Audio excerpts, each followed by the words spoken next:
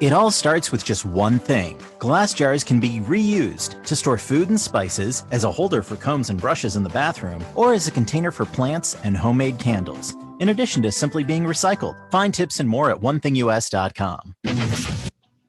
I'm Amy Lawrence, and I'm up late, always, after hours, hanging out with you on CBS Sports Radio. Check it out, 2 a.m. Eastern, 11 p.m. Pacific. Enjoy sun-drenched days, epic stays, and plenty of room to roam in Greater Fort Lauderdale. Our hotels, attractions, and restaurants have taken the Visit Lauderdale's Safe and Clean pledge, so you can relax and explore with confidence. When you're ready for that well-deserved staycation, our 23 miles of golden beaches await. Find wide-open spaces to hike, bike, kayak, and paddleboard. Visit your favorite attractions, then dine out in style in socially distanced dining rooms or al fresco on waterfront patios. Learn more at sunny.org. Saturday mornings, 8:30 Eastern. Dixie Football Nation is back and better than ever. We've got Tony Agolini, Matt Carr, Tones Ariola, Bobby and Angelo, along with Mac McGee this fall. Dixie Football Nation heads to the gridiron, talking ACC, SEC, the Big Ten, and all the big games throughout the college football land. That's Dixie Football Nation, 8:30 Eastern, 7:30 Central, Saturday mornings on the Armchair Quarterback Show's YouTube channel, going live. Or catch the instant replay. 15 minutes could save you 15% or more. Is that Shakespeare? Nope, it's Geico. Yeah, that's Shakespeare from one of his unpublished works. Oh, it be not for awakening. Nay, giveth thou the berries.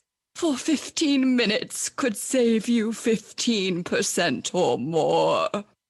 No, it's from Geico, because they help save people money. Well, I hate to break it to you, but Geico got it from Shakespeare. Geico. 15 minutes could save you 15% or more. New Year's resolutions. We've all made them. Mine is the same every year.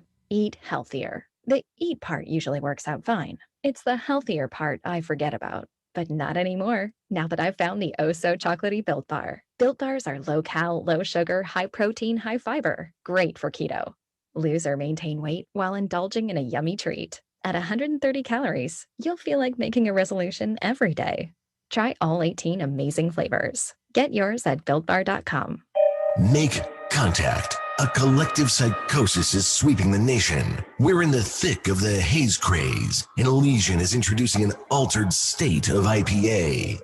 Contact Haze is a tangled chemistry of mild haze, low bitterness, and an explosion of hop aroma. This hazy IPA bursts with notes of bright raspberry, currant, citrus, guava, and passion fruit. Available in 6-pack cans in stores and in all Seattle Elysian locations. Make... Hey everybody, it's Harry Carey for the Armchair Quarterbacks. Get yourself a cold Budweiser every Saturday morning and join in the fun and watch the neighborhood play. 10 a.m. Eastern, 9 a.m. Central. They talk about my Cubbies. It's Joey Ariola, Christian Pledge. He's a White Sox fan, but we'll give him a pass. Hey, why do they call it White Sox? Their jerseys always look very dirty to me.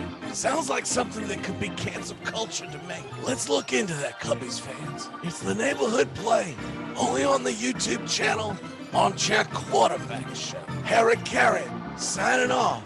Seeing double, because I'm ordering triples. Go Cubbies and the Armchair Quarterbacks.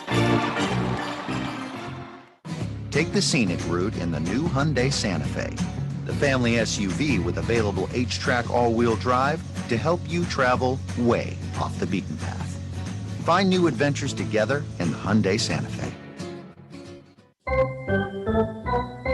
Calling all baseball fans, Yankee fans, Red Sox fans, the Tampa Bay Rays. It's the Catbird seat. Monday mornings, 10 a.m. Eastern, only on Armchair Quarterbacks Show's YouTube Live.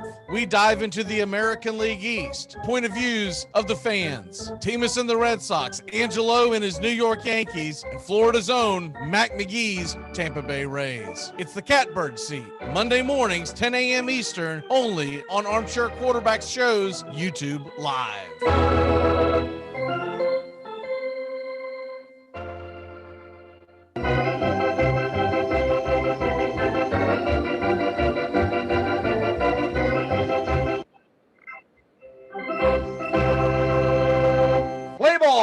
Take me out to the ball game. Take me out with the crowd. Buy me some peanuts and Cracker Jack. I don't care if Good morning. never get back. Let me root. So I found this version, Angelo, and hopefully YouTube won't nail me for this one. So we'll see what happens.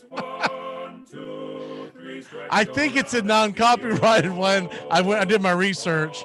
Seems if not, we'll sing it and we can record one. There you go. There you go. Teams can hit the high notes after the Tampa Bay Rays got him in the junk today, this weekend. Swept him out the building, and he's scared to come on. Now he got told by the U.S. military that he had to be somewhere this morning, short notice, and so usually they don't take no for an answer. So I was gonna say that's one person. That's one group you don't say no to. I fight the power. You'll be fine.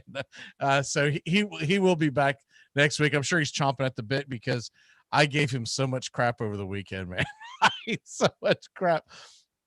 After they lost the second game, so this is either Saturday night or Sunday morning. I don't remember which one I sent it to him. But, and of course, the Yankees had gotten hot. And all the text said was, when you get to the AL wild card game against the Yankees, and I do it ... And he fires like, it's a little premature, isn't it? I'm like, not really, man. I was like, dude, the Yankees are getting hot. I don't think they have enough to catch the division per se, but I definitely think let's get into these moves. What the Yankees did, I think, makes a huge difference to be able to win that wild card or get to the wild card. Excuse me.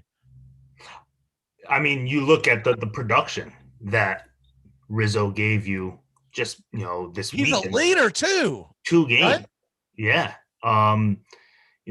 Gallo, even though I think he only had 1 hit since he's been here, but he's walked a couple times. He's extended the pitch. That's his game, by the way, too. He hits for a low batting average. Right. But he does get walks. He strikes out. But when he bops him, he bops him. And he's a great fielder too. Right. And he's a lefty. He's a lefty with power, so you've got to respect him. Even if you have him deep in the lineup, you still have to respect that. If he gets a hold of it, it's over. There's something different. I mean, you know me, I've been on record saying I thought that the division's out of reach, but I mean, with Boston faltering, the Yankees are 15-8 in their last 22 games. Or 23 games, whatever the math is, 23 games. They're making a push. And when you're looking at the schedule coming up, their next 7 games are against the Orioles and Seattle at home. If they can go 6-1, that's going to put them at 62-49. That's pretty solid. I mean, look, right now you've got Boston comfortably ahead in the wild card for the first wild card. They're a game and a half out of first in the East, but they're comfortable in the wild card. Right. But okay, so we take Houston and Chicago and Oakland, Houston and Chicago out of it because they're leading their divisions. That's got nothing to do with the wild card. But you look at the wild card, they are 2.5 back of the A's. And 1 in the loss column. Right. They leapfrogged Seattle over the weekend. Toronto's still on their tail because they've won 4 in a row in their own right. I think they got more to worry about with Toronto than they do Oakland. I really feel like Oakland didn't do a whole hell of a lot. Sure, they brought Marte in, and that's great and all, but is that going to be a game changer? I don't believe so. They gave up Luzardo for that. That was... Yeah, but, man, he struggled a lot, so I kind of understood it. And their statement that they released, I had to respect. When they traded him, they said, we wish him the best of luck, blah, blah, blah. But we've said all along that if our players put us in the position to make a move, we're going to back them up and make some kind of a move. Right. Basically, what they're saying is, you're sitting there leading for the second wild card. We're not going to go, well, we don't have a lot of money, so we're just going to sit back and watch it. But Oakland, as good as they've played great all year long, I just don't know if they can hold off the Yankees. And Toronto's charging. Now, the only thing that happens here, Toronto Yankees, Boston, Tampa, they're all in the same division, so they're all going to knock each other around. Mm-hmm. Oakland's going to get to play a lot of Texas Rangers. They're going to get to play a lot of LA Angels. So that's going to help them. But I'm looking at the rosters. Yankees in Toronto, what they did, Toronto bringing in Barrios, who had a phenomenal first outing for Toronto. The Yankees bringing in Rizzo. I don't think it can be understated what Rizzo's doing for that clubhouse. He's got championship pedigree. He seems like he's a leader. He's a rah-rah guy. And then you add Gallo. That offense, always thought the pitching all along was okay. It's not great, but it's okay. But that offense is going to start to click and hopefully get Severino back in the near future. Yeah, then at the end of this month, we have there's a 4-game series out in Oakland starting August 26th. So that's going to be huge. Mm-hmm. Because those two teams could be eyeball to eyeball in the standings. That's still 3.5 weeks away, but that's going to be absolutely enormous. Have you heard any new updates on Severino, by the way? I haven't seen anything. Yes, they're expecting him and Kluber back between August 20th and September 1st, I heard. Okay. So Chris Sale, by the way, train time. He probably has one more rehab start left, and then he's going to be back for Boston. So for all you Red Sox fans who think the sky is falling, Chris Sale says here he will make another rehab start with AAA Worcester on Saturday, and then most believe that's most likely his last one.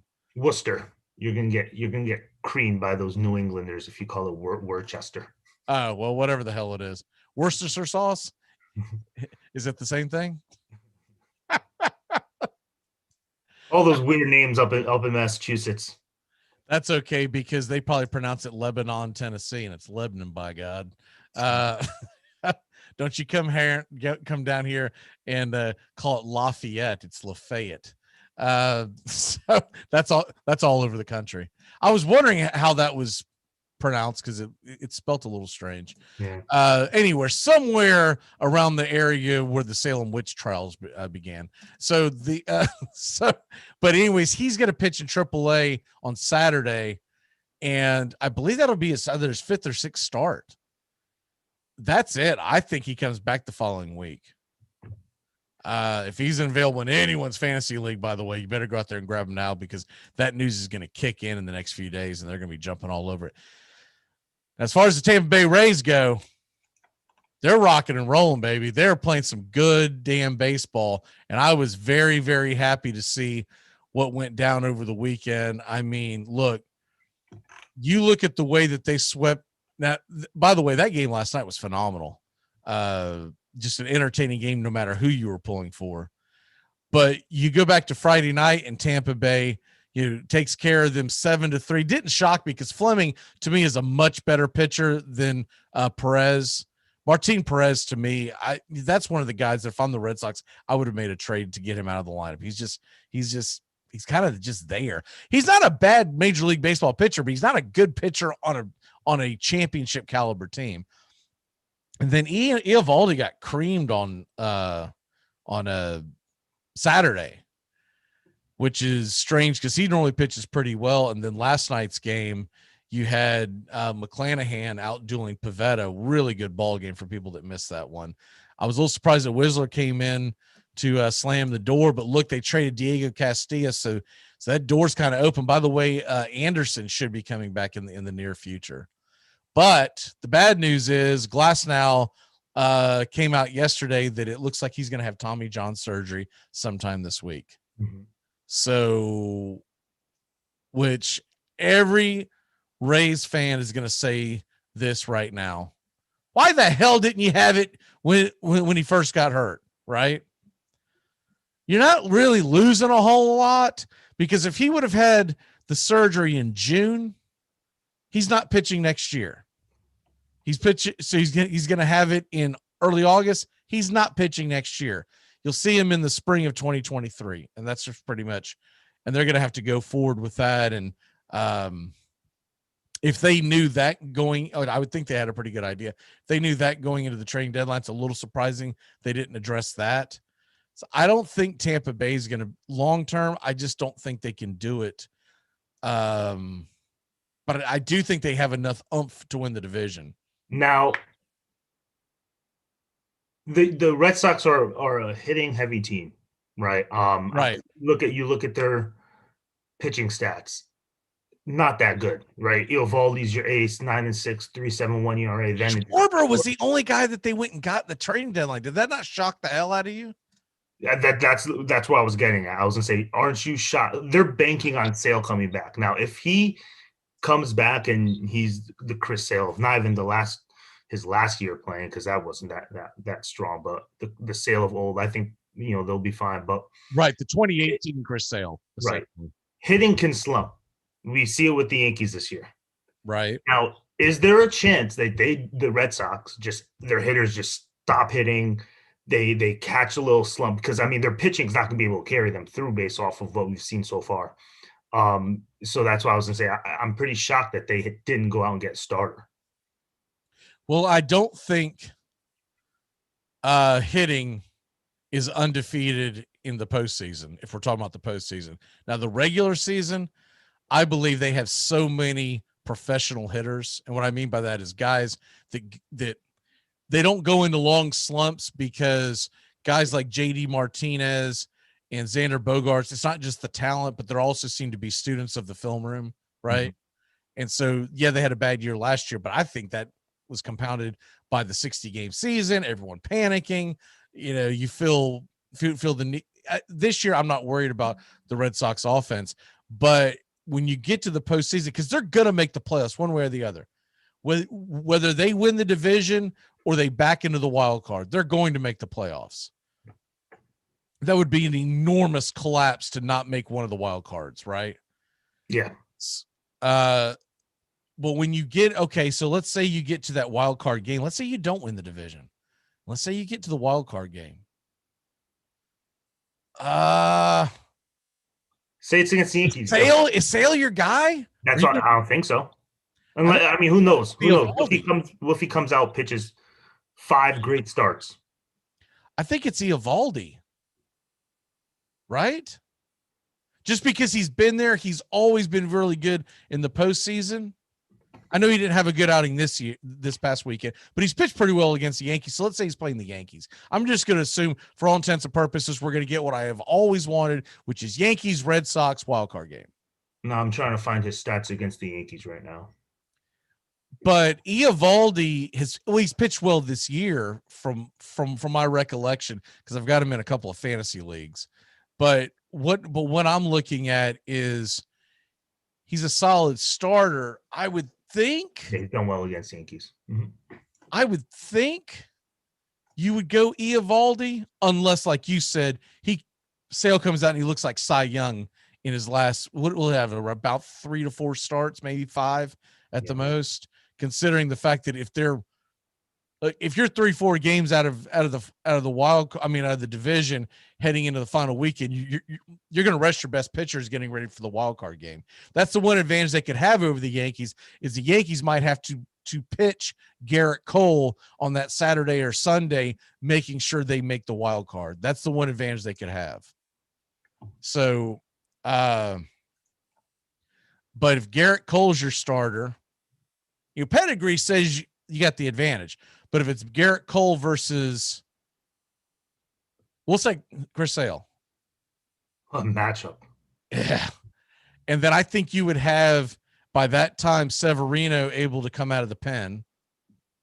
And Eovaldi definitely has the experience of coming out of the pen. I don't trust Boone in that situation. I don't trust Chapman in that situation. That's the one thing that scares me if I'm a Yankee fan. Barnes, I'm really surprised. If my heart of hearts, I thought Craig Kimbrell was heading back to Boston. And the fact they didn't get anything pitching wise. Look, Schwarber's a fine batter. Mm-hmm. He's a good lefty with pop, but they're going to try to put him at first base somewhere he has not played since 2013. There's no way in hell that doesn't affect your batting. you boot a ball, the team gives up a big inning, you get in the dugout, you're batting second, you still got that on your brain, and now it's time to step in the batter's box. There's no way that doesn't affect your batting. It always does. Anytime you try to get some guy, we can just, because people think it's like a video game or fantasy baseball, or I'll just plug him here. That's not how it works in real baseball. Speaking of that, how about the Dodgers? Oh, that's a video game right there. They're just treating it like a game. Right. Well, they had to do something because Bauer's not going to play. Scherzer and Turner. Ugh. I think Bauer is done for the season, and we'll see what happens to him next year. He's very Marcelo Ozuna-ish. He's not something anyone wants to touch right now. So they had to do something because they're looking at, when you look at them, they're looking at square in the eye. It's the same situation Red Sox and Yankees are. Padres and Dodgers are on a collision course for a 1-game play-in. And you want Scherzer to have to go up against Yu Darvish. You ain't trying to run, and I know he's been good, but you ain't trying to run Walker Buehler out there because he's never really stepped up in the hell. I would start Urias before I started him.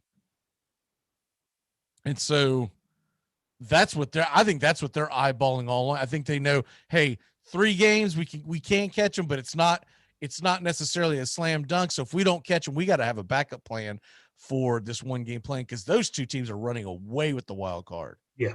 No one's even sniffed that.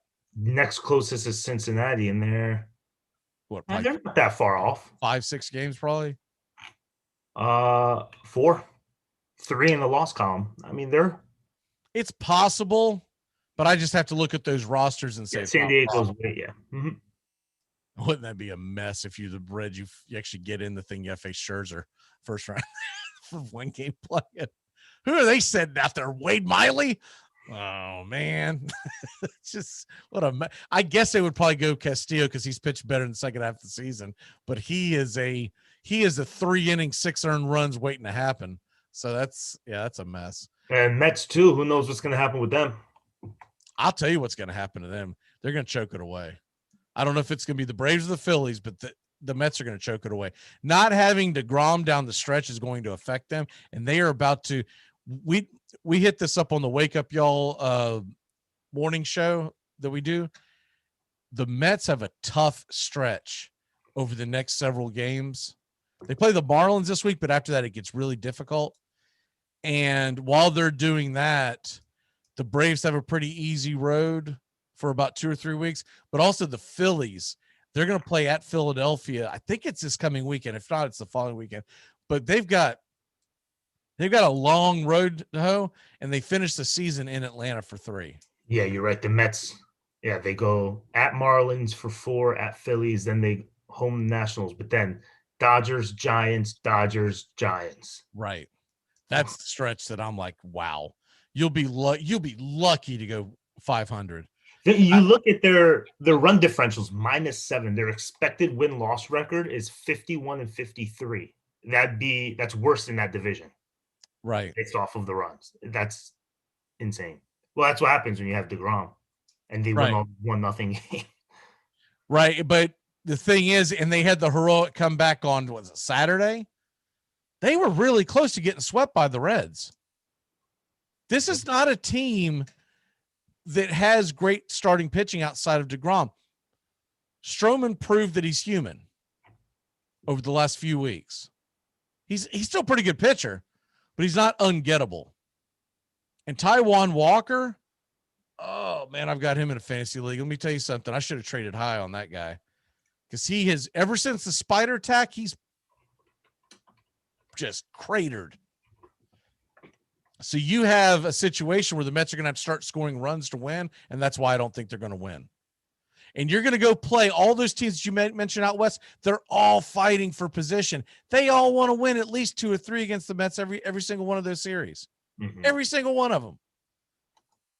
And they're going to be looking to sweep because they're like, oh, man, Giants just swept y'all.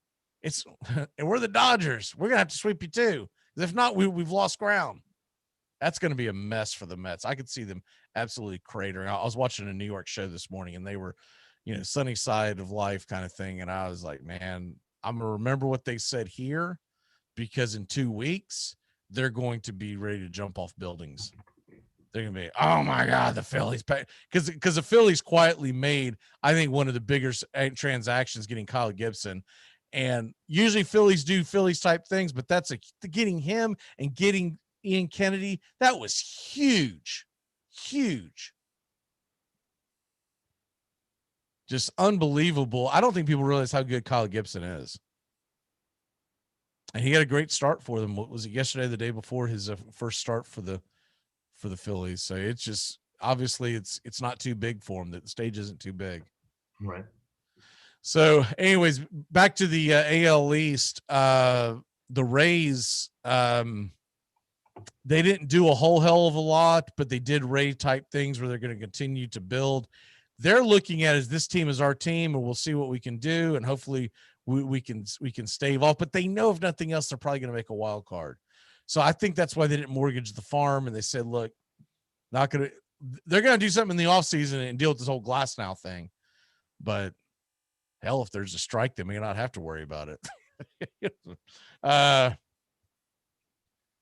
Looking at the week ahead for the Yankees, see, today they're in action, aren't they? Yeah. They have home Orioles. against the Orioles. Yeah, their next off game is the next Friday, so they have a lot. So they're off on a Friday? That's weird. It's because that Thursday is that Field of Dreams game. Oh, that's on a Thursday. Okay, I don't know why I thought that was. I'm surprised. Yeah, why wouldn't they do that on like a Friday night?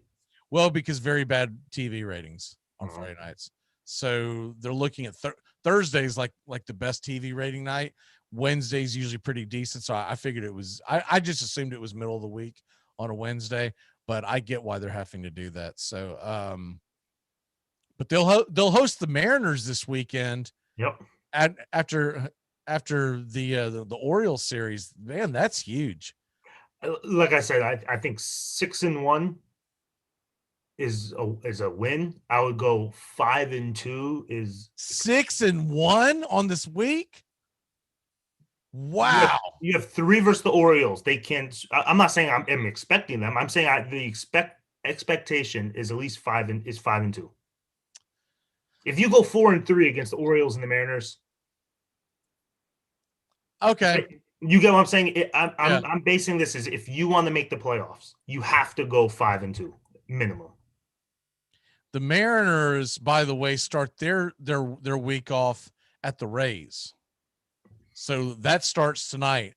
So they have, looking at who's going to pitch, they've got Flexen versus Waka. But you got Kikuchi's going to pitch on Tuesday, which means he'll pitch on Sunday. And the Mariners will have Gilbert on Wednesday. So you'll avoid Gilbert, which is huge. Because Gilbert, outside of Kikuchi, is probably their best pitcher. So right now, well, it still says to be determined. But yeah, 4 at home against the Mariners. That's going to be huge going into. I just think 6-1 is just like, so you're basically saying you need to go. Again, I'm not saying that you can't go 6-1, but no. Bare minimum, you're looking at 2-1 against the Orioles because you never know any given day, and 3-1 against the Mariners. Yeah. I think that's doable. If you want to make the playoffs, that's doable. Now, conversely, okay, so the Rays, we said, are playing the Mariners, and then this weekend, Tampa Bay is playing the Orioles. So they're playing the same opponents. Just they're the same thing. They're basically 5-2, 6-1. Right. Red Sox are at the Blue Jays this weekend, by the way. That's a huge, huge series. And the Red Sox are at the Tigers. So the Red Sox almost need to go and sweep the Tigers because they're going to go to Toronto, and that's going to be an absolute nightmare. They usually get banged around by the Blue Jays in Toronto, so that's going to. Boston's playing in Detroit. They're playing in Detroit, and Detroit has a really good home record. They do, and I do know they're playing Casey Mize at some point this week because I was looking at it. I forget which day it is. It's either Wednesday or Thursday. They have the second best record in the Central at home. Yeah, and they're fifth. It looks like sixth best in the AL. They're sneaky good. Yeah, it's Erod versus Mize. I got to give them the upper hand there. The Tigers have actually been playing pretty good baseball, but you got to win at least 2 or 3, at least if you're Boston. Yeah. Mm-hmm. Because you could go into a spiral. If you go to Detroit and lose that series, and let's just say. So right now, I'm gonna put you on record, right? So let me do the math. So Boston's 63-44. What do you think they go in this next week? I don't have all the pitching in front of me, but considering that they're on the road to Detroit and they're on the road in Toronto, right? Isn't it? Yeah, that's on the road, right? Is it 7 games or is it 3 and 4? Or that's what I need to double check. I believe. See, Thursday, I don't believe they play. So it's they do. They play Thursday, and the Red Sox are off today. It looks like. So it's 3 and 3. I think they might go 2 and 4. Because I think they definitely. Oh, they have 4 games versus the Blue Jays, doubleheader on Saturday. Oh, 3 and 4 then. Okay, so let's do 3 and 4. So that would put them at 66 and 48. I think the Rays hosting the Mariners first part of this week, and then they're off Thursday, it looks like, and then they're in Baltimore. Baltimore gives them a hard time, so I think they'll only win 2 or 3 of those. I think they'll go 4 and 2. So that would put them at 68 and 44. That would give them a half game on the Red Sox. They'd be 2 games in front of Boston. And 4 above in the loss column. I think the Yankees 5 and 2. So that would put them at 61 and 49. The Yankees right now are sitting where on their record? They're sitting 56 and 48. So that means that they've played 56 and 48. Okay. So 5 and 2 will put them at 61-50. So they've played 104 games. Right. So that means they have 58 left. I think for the New York Yankees to make the playoffs with 58 games left, they would need to go, I think, to be safe, we'll say 35 and 23 down the stretch. It's 12 games above 500. That's playing really good baseball. I think they could make the playoffs going, especially if some of those wins are against Oakland, they could make the playoffs going 33 and 25. But I think anything less than 33 wins, you're playing with fire. I mean, if what happens, if what we said just now happens, right, with this coming week, you'd have Tampa in first 68-44, Boston in second 66-48, Yankees third 61-50. So that would put them 3.5 behind Boston, 2 in the loss column. Okay, but not even worry. I wouldn't even worry about Boston at this point because you're talking about Oakland. I'll tell you what, you better smoke some. You better smoke them this weekend because Oakland is at home against the Rangers this weekend. Now they start off against the Padres.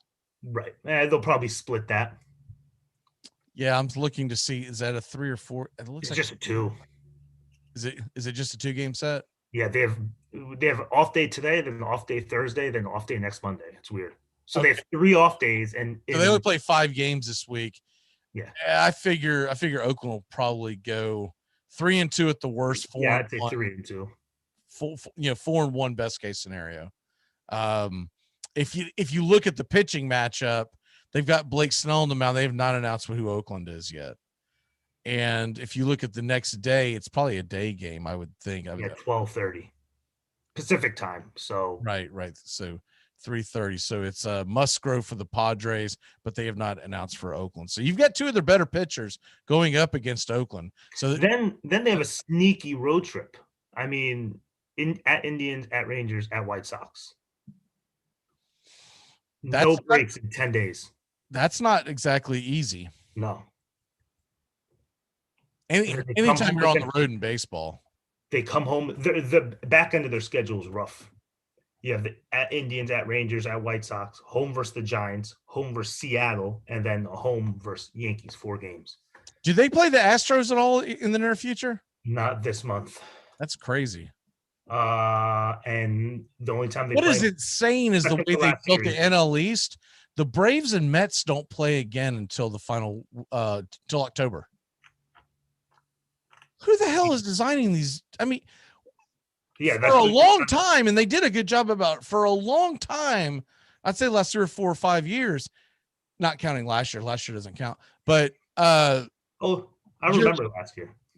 September was loaded with divisional games, and now as they've gotten back to that junk they did a decade ago, where you never knew who you were playing in September. Braves are playing a lot of West Coast teams, both on the road and at home. Like, just in general, I like to see the teams play the divisional teams because it decides it, right? I have a question now, and I know we're running late on time. Would you like to go back to some sort of no interleague play?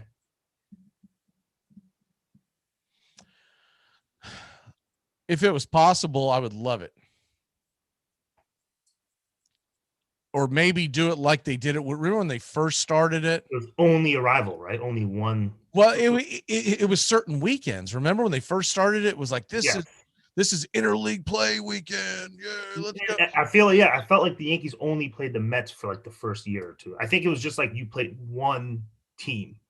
But you have to get 2 expansion teams to be able to do that. Vegas. Right, because right now we got 15 in each league, and so you need 16 in each league so that there's always even. Because if not, you got what you got now, where someone's always playing. Vegas and Montreal. There you go. Vegas and Montreal. Put Montreal in the AL East. Who would you move? Or the NL East. You know what? Put Montreal in the NL East. Well, then you can't do Vegas. And then put Vegas. Oh, you can put them in AL West. Move. Well, which one has? I got rid of my standings. Isn't there one division that has? You'd probably go to four divisions in each. It's probably what you would do. You'd probably do exactly what the NFL's done. You have 4 divisions in each, and then you'd have 3 wild cards. So that's what I. You know what you could even do is make like a South. Yeah. Right, that's what I'm saying, because you could have Tampa. 16 and 16. You could do 4 across the board in each conference.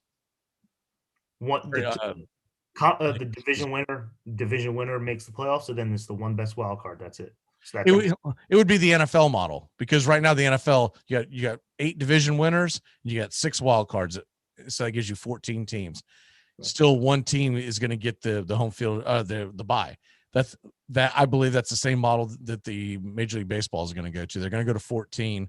I would prefer 12 because I like the regular season in baseball meaning more, but I just know how it's going to be. It's all about the money. I'm fine with it too, because I mean, you could have an injury to a starter and they could miss a month. That's 5 starts. That's 5 possible wins. Not to mention, that was awesome last year.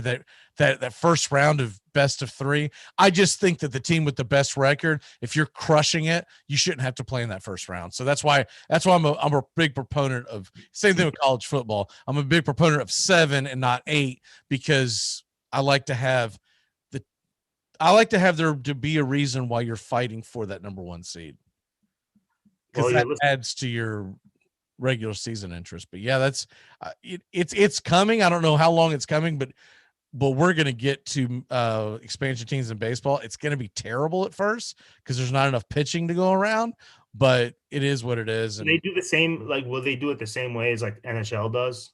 Like you take one, so NHL, are you aware? They didn't before, but it'll be interesting to see if they I would like to see maybe a lesser model than that. Maybe like the way they did it in the NFL, where there was some that you could grab off, but most of it you built within. Because the thing is, when you had two teams too, you also got to remember you gotta load up an entire farm system as well, two farm systems. So we're talking about several hundred players getting added to the league. About 200 players plus. There's no shortage of baseball players. No, but there's a shortage in talent. So yeah. Next thing you know, you and I are coming out of the bullpen in Montreal. Going, hey, let's go, baby. You can sign us cheap, real cheap. What's your walk-off for the day? Happy August. College football returns this month. NFL Thursday, baby. How about that? Really excited. I'm hoping it starts getting a little cooler up here. A couple nights ago, it was 65 degrees, so that's almost whiskey weather. I'm waiting for that first bourbon night. But I'm looking forward to the first bourbon night of the year down here is January 1st. The last bourbon night of the year is December 31st. It's year round. We didn't know there was bourbon weather. For me, bourbon weather is cold. Gotcha. You just sip outside on the fire watching football. We drink whiskey pretty regularly down here. That's the way it is. You just have to. Now, I will say this: if I get on the water, I'm drinking beer. Yeah. I've made that mistake too many times. That's why it took me a long time to get married. All those women can tell you what happens to McGee in the hot sun and whiskey. That's why I'm still single. Like the Incredible Hulk. David Banner, the eyes flipping out. I guess my walk off for the day is we have a short slate of baseball today, but we got some games of interest. But with everything that's coming down to the wire, man, if you're not locked into your baseball team at this point, when the hell are you going to be locked into it? Because it's a little over a 55 game sprint at this point for most teams. And we're basically where we were last July when we had a 60 game season and you just had to run. The only difference is some teams have one more game. In other words, we're not all starting at 0-0, but I've got every single game locked in now with the Rays and of course Atlanta. Every single game, and then I try to catch as many Yankees and Red Sox games that I can while the Olympics is going on. Mm-hmm. The women, what are they doing losing to Canada, man? What is that about? Those Canadians, man. They just, I'd say there's a lot of people who aren't shedding a tear because if you're gonna kneel and turn your back during the anthem over the years, there's gonna be a lot of people who are like, yeah, whatever, I don't care. Men's team won the Gold Cup last night against Mexico. Did they? I missed that. 1-0. Well, that's cool. We'll see what the football team does. It makes you wonder what the hell's going on. Like they're doing that during the Olympics. I don't know. It's weird. That's one of the problems with the Olympics is I missed the end of it. Japan and USA were in extra innings in baseball, and I missed who actually won that thing. I'll have to look it up. All right, brother. We'll see you next week, and hopefully Tampa Bay has created some space on Boston, and the Yankees are a little closer to see. Teamus is going to be puckered up by next Monday. I can tell you that right now. Go no. To the bone.